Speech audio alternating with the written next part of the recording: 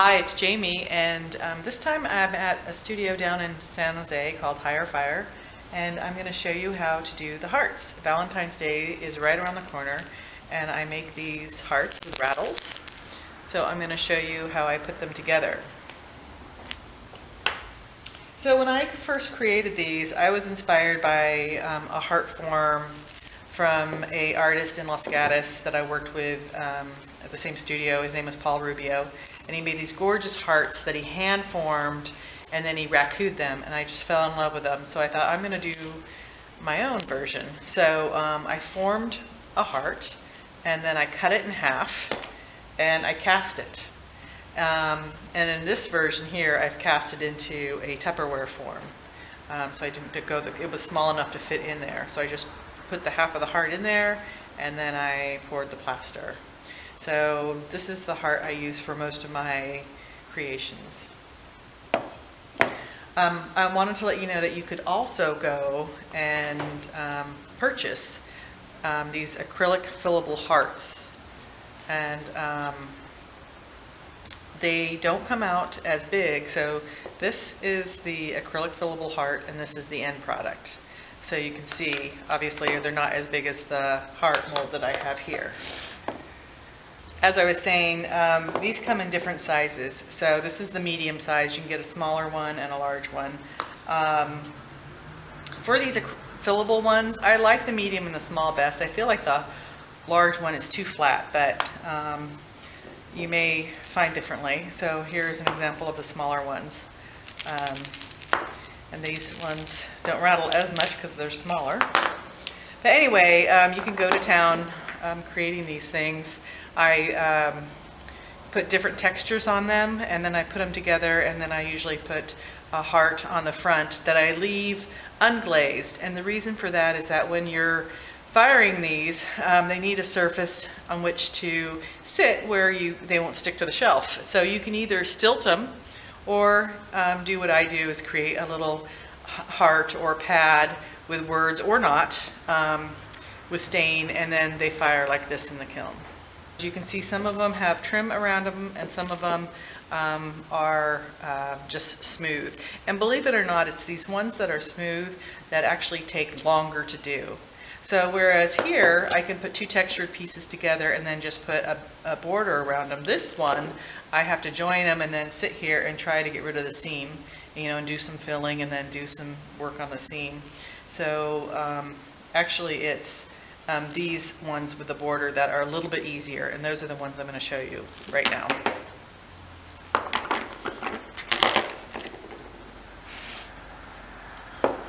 So here's my mold.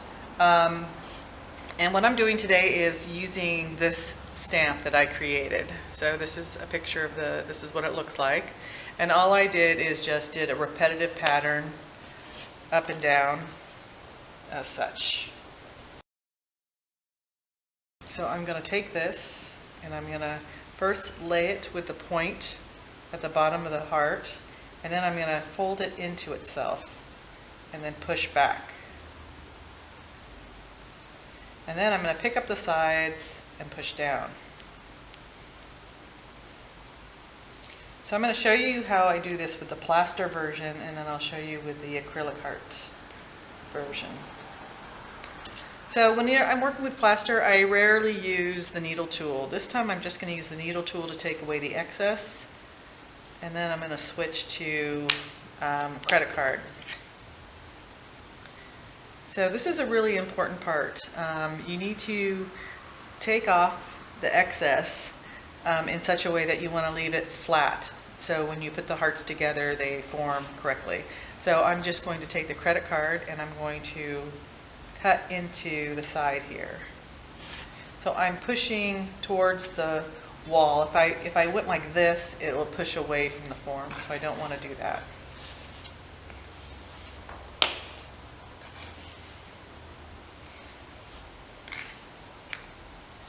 Now, depending on what kind of clay I use, either this can come out immediately, or you might have to let it set up and pull away from the mold.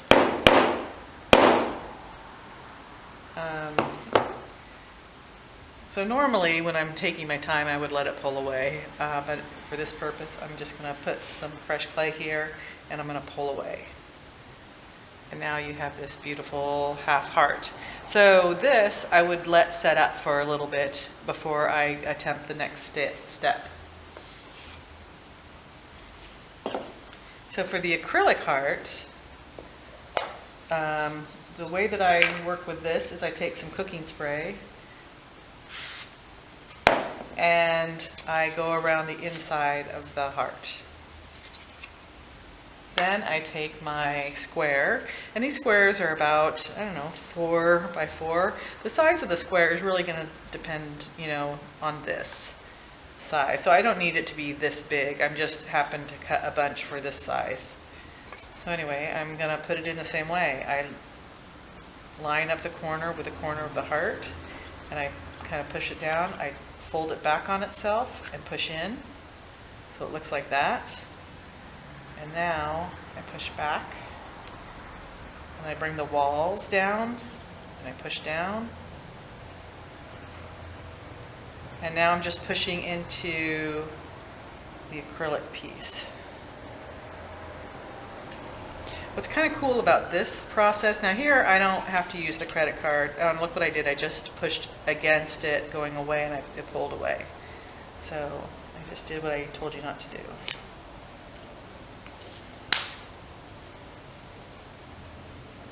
The kind of cool thing about this is that you can look through the acrylic and you can see the design. So that's kind of a neat deal. So as you can see with the acrylic, I can use the needle tool. I don't have to do the credit card. The other nice thing is regardless of the clay that you're using, with the acrylic, you can just easily pull it out like that, and you're done. So those pieces need to set up, and they need to get like a semi-leather hard before you go to the next step. So I have pieces set up already.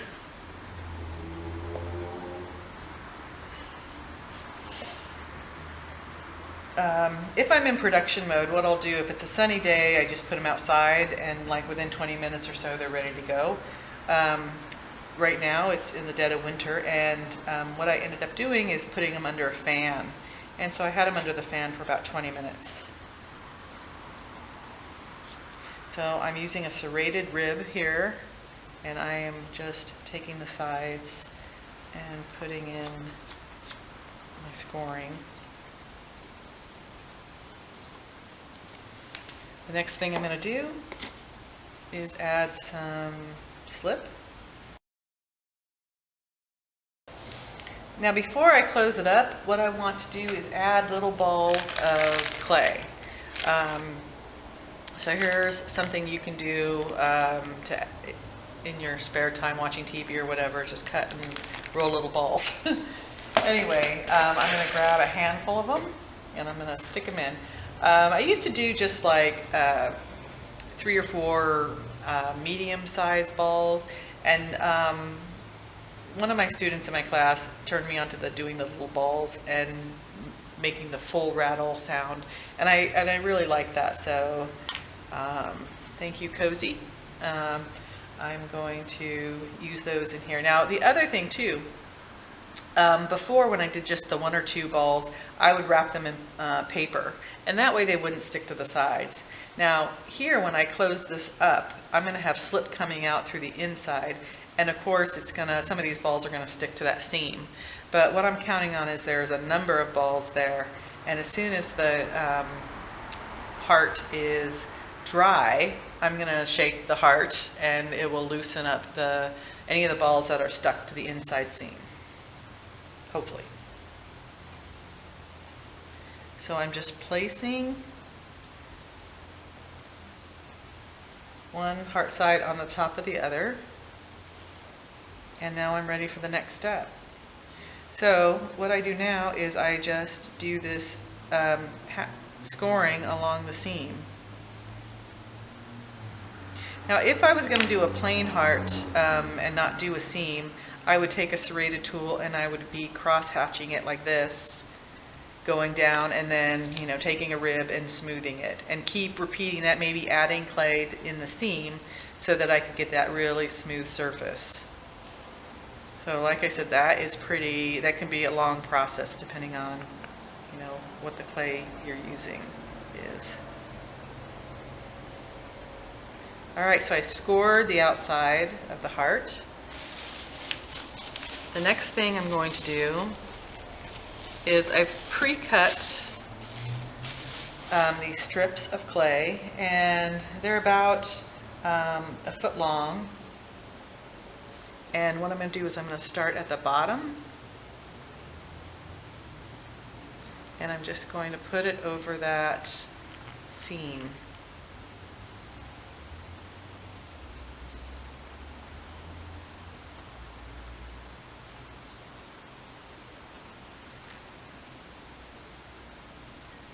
And this is fresh clay, so it just comes together easily.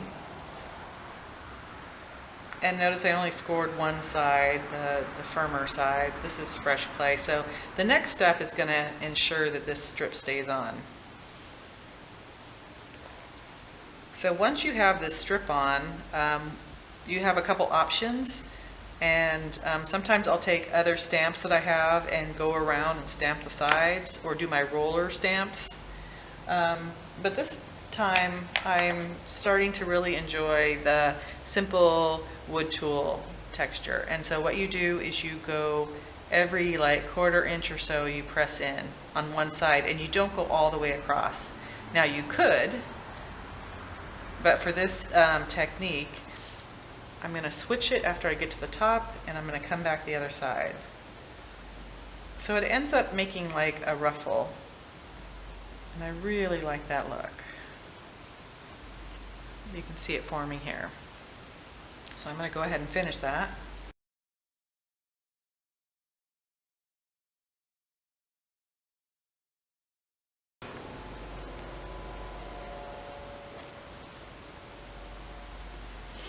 Okay, once you have sealed the heart and done the ruffle, the really next important thing to do is to create a hole.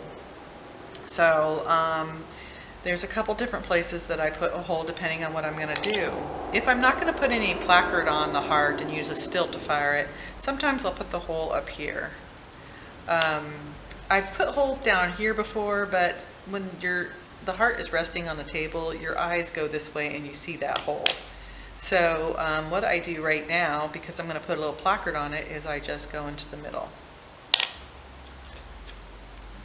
So while I'm creating placards, I let this set up, and then I come back to it. I just scored the area where my little placard is going to go.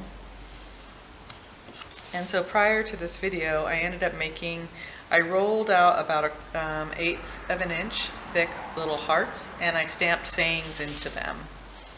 So I have one, BFF, come on, baby cakes, you and me.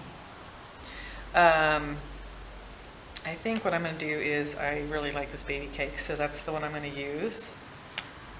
So I'm going to score the back. And obviously, I already knew the size of my heart that was going to go on here, so you wouldn't score this until you knew, you know, what the area was for this. But I make so many of these, I just knew how much automatically. So once again, the hole that I put in the middle, I do that if these are going to sit for a little bit before this placard is ready. So obviously I have everything ready. So I really didn't need to do that.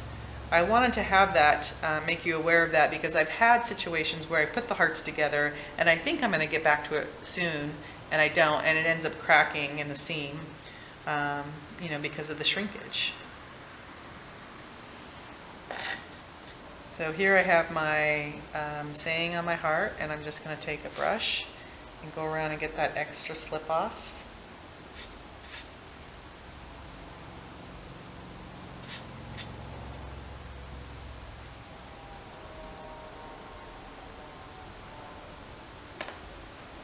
And then I'm going to take my needle tool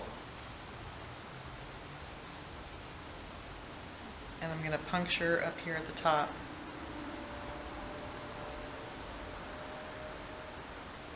Sometimes I go back with the needle to just push a little bit of clay over it to make sure it's, make it a little bit less big. And now it's ready to go. I can just set it aside and let it dry.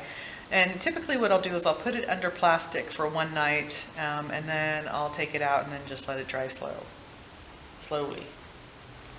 I wanted to show you some of the other hearts that I had done with the hole in the same place. So when I glazed it, the glaze filled in the hole so you don't see it. So it's really just important for the first phase, the first firing. This heart, I did the border with just going across lines, straight across.